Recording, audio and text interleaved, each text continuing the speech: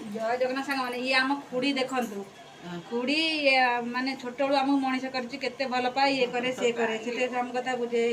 ତା ଦେହ ହାତ ଭଲ ନାହିଁ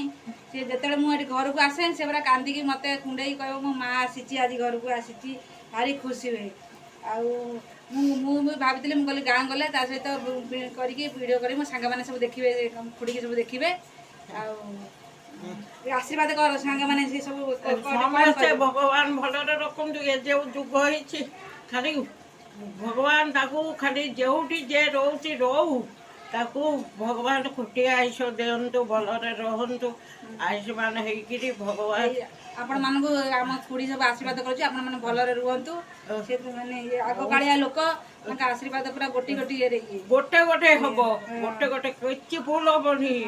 ମୁଁ ଏଇ ମାମୁନି କି ସବୁବେଳେ କାନ୍ଦୁଛି ଜଗନ୍ନାଥ ପାଖରେ ଏଇ ଗୋଡ଼ରେ ଯାଏ ଛୋଟେଇ ଛୋଟିକି ଯାଇକି ନମସ୍କାର କରିବ ଭଗବାନ କାହିଁକି ତାକୁ ଏତେ ଦୁଃଖ ଦଉଛ ସେ